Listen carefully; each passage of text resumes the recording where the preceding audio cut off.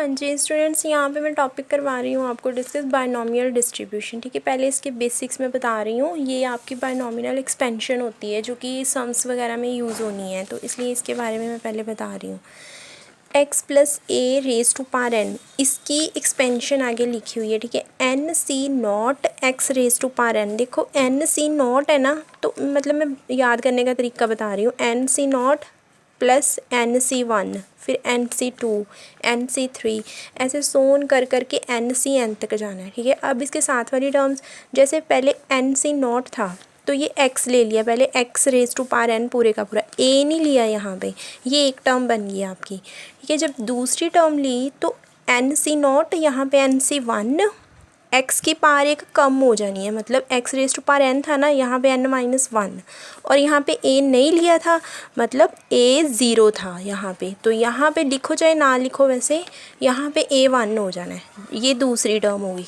तीसरी में N C to है, तो यहाँ पे N C one, N minus one था, एन माइनस टू और कम होगी, ये ए की वन थी और ए की टू होगी।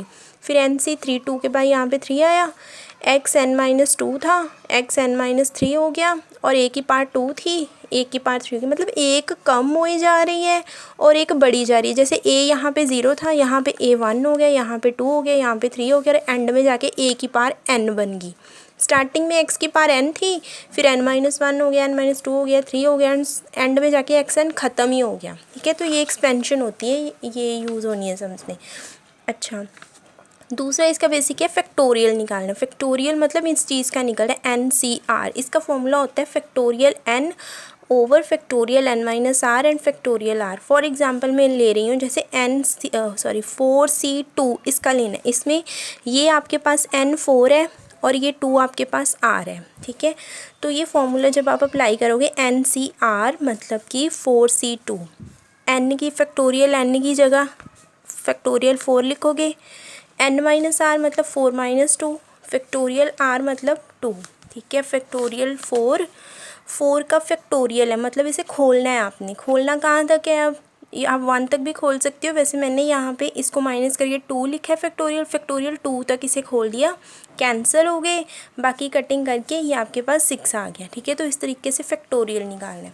तीसरा बेसिक ये है कि जो सम्स में यूज़ होता है, प्रोबेबिलिटी ई किसी भी इवेंट की प्लस प्रोबेबिलिटी ई बार, मतलब इसका बार मतलब क्या है कि इसमें प्रोबेबिलिटी है, इसमें प्रोबेबिलिटी नहीं है। जब दोनों का प्लस करते हो तो टोटल प्रोबेबिलिटी वन, मतलब चांसेस हो भी सकता है, चांसेस नहीं भी हो सकता, तो वो 1 के इक्वल होता है। जब आपने इसका आंसर निकालना है या इसका फॉर्मूला निकालना है, इसे यहीं पे रहने दो, इसे उठा के उधर ले जाओ। जब एग्जांपल बता रही हूँ, जैसे प्रोबेबिलिटी हेड की और प्रोबेबिलिटी नॉट हेड की 1 के इक्वल है। जब नॉट हेड की निकालनी है तो हेड उधर चला गया, तो ये इसका फॉर्मूला बन गया। ठीक है, तो ये थे इसके बेसिक्स। ठीक है, अभी नेक्स्ट मैं इस टॉपिक पे आ रही हूँ।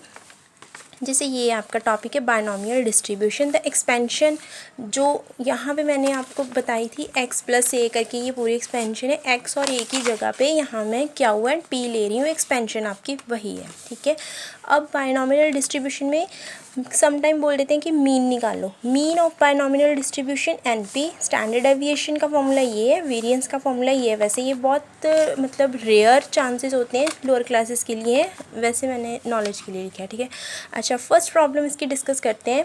अ कॉइन इज टॉस्टेड 4 टाइम्स, एक कॉइन 4 टाइम टॉस कर रहे हैं। What is the probability of getting exactly 2 heads, या एटलीस्ट 2 हेड्स, या एट द मोस्ट 2 हेड्स। ये 3 उन्होंने क्वेश्चंस पूछे हैं। अच्छा, सोल्यूशन इसका मतलब यहाँ से स्टार्ट हो रहा है। फर्स्ट ऑफ ऑल उन्होंने बोला है कि 4 टाइम्स टॉस किया। अब 4 टाइम इकट्ठा तो हम निकाल लेंगे नहीं, पहले मैं सिंगल कॉइन का ले रही हूँ। ठीक है, सिंगल कॉइन को जब आप टॉस करते हो तो हेड आने की पॉसिबिलिटी 1/2 होती है, टेल आने की 1/2 होती है। मतलब हेड आने की 1/2 जो है उसे पी की नेमिंग कर दी, टेल को हमने क्यू की नेमिंग कर दी। आगे बायनॉमिनल डिस्ट्रीब्यूशन, ये जो ऊपर एक्सपेंशन थी ना, ये यहाँ पे अभी अप्लाई हो रही है।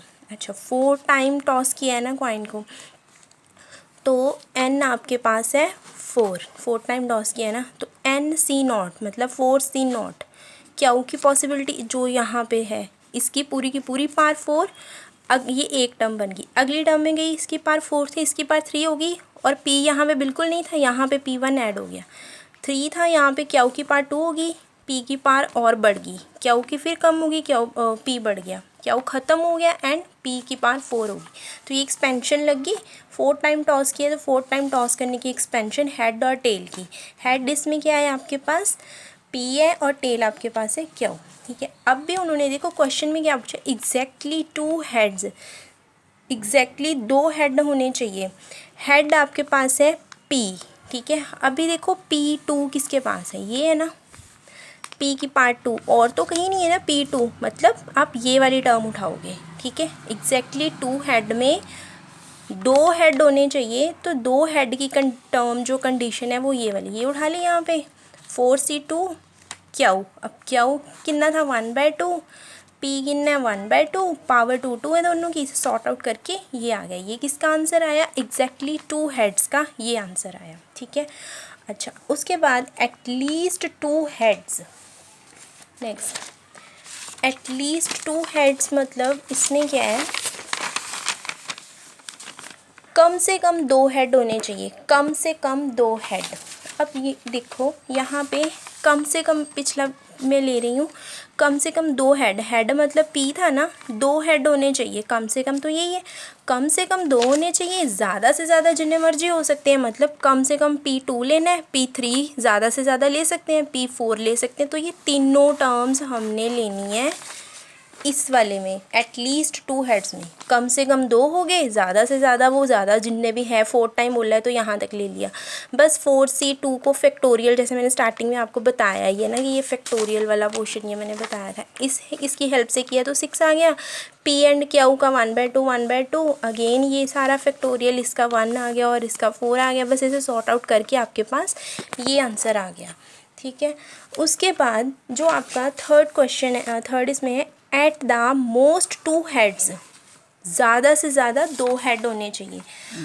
ठीक है, अब देखो ज़्यादा से ज़्यादा 2 हेड होने चाहिए, तो हेड मतलब P, ज़्यादा से ज़्यादा 2, कम जितने मर्जी हो सकते हैं, ज़्यादा 2 हैं, अब P1 भी हो सकता है, P0 भी हो सकता है। तो ये तीनों टर्म्स जो हैं वो हमने इसमें लेनी है, इसमें P नहीं है, इसमें P1 है, ज़्यादा से ज़्यादा P2 हो गया, इसमें वैल्यूज़ पुट करी करके हमारे पास ये आंसर आए। ठीक है, तो इस तरीके के सम्स होते हैं आपके बायनॉमिनल में। तो ये एक प्रॉब्लम हमारी सॉल्व हुई है। अब आइए हमारे पास सेकंड प्रॉब्लम, उसमें क्या है, find the probability that in the family of 4 children that will be, एक फैमिली है उसमें 4 चिल्ड्रन है। सो फर्स्ट कंडीशन उन्होंने क्या पूछी है, एटलीस्ट 1 बॉय, कि कम से कम एक उसमें बॉय होना चाहिए। दूसरी कंडीशन एटलीस्ट 1 बॉय और 1 गर्ल, या एक बॉय और एक गर्ल तो पक्का होनी चाहिए। अब यहाँ पे क्या है, हमने सोल्यूशन जब किया, assume probability of male birth, मतलब बॉय के बर्थ की, मतलब ये चीज़ हमने एज्यूम करी है, खुद अपनी तरफ से ली है। मान लो कि बॉयज़ की बर्थ की प्रोबेबिलिटी हाफ हाफ होगी ना, 1/2 1/2 दोनों की हमने ले ली। अब सारी निकाल लोगे तभी आप एक बॉय की एंड में निकाल पाओगे, सभी की निकालनी है पहले। प्रोबेबिलिटी ऑफ एटलीस्ट 1 बॉय, एक बॉय की प्रोबेबिलिटी। अच्छा, इसके लिए यहाँ पे मैंने एक्सपेंशन नहीं लिखी, वो एक्स्ट्रा से लिखी हुई है, ये देखो आप, इसी की 4 चिल्ड्रन है ना एक फैमिली में, तो 4C0 Q 4 plus 4C1 Q 3 हो गया, P ऐड हो गया, मतलब ये बॉय है ये गर्ल है। ठीक है, देखो बॉय लिए हमने क्यू, गर्ल लिए हमने P, तो मैंने यहाँ पे एक्सपेंशन लिखी हुई है 4C2, फिर 2 एंड P, क्यू कम होता जा रहा है और P बढ़ता जा रहा है। ठीक है, अब इसमें मैंने ये डिजिट्स पुट करे हैं, 4 चिल्ड्रन हमने सिलेक्ट करने थे ना, 4C0 क्यू एज्यूम कर ली थी कि बॉय की पॉसिबिलिटी भी हाफ है और गर्ल की भी हाफ है। बॉय की 1/2 एंड ऊपर 4, 4C1 क्यू की 1/2 एंड सारा 1/2 जो भी है वो लगाया। बॉय यहाँ पे क्यू है एंड गर्ल यहाँ पे P है। ठीक है, तो इस एक्सपेंशन के अकॉर्डिंग अब देखो, एटलीस्ट 1 बॉय, एक बॉय होना चाहिए। अब बॉय था क्यू, यहाँ पे क्यू 4 है, यहाँ पे क्यू 3 है, यहाँ पे क्यू 1 है, तो ये वाली टर्म उठा ली हमने, ये इतनी सी, एटलीस्ट 1 बॉय बोल रहा है तो 1 बॉय की ये वाली टर्म उठाई, वैल्यूज़ पुट की, आंसर मतलब जो भी निकला दैट इज़ 1/4।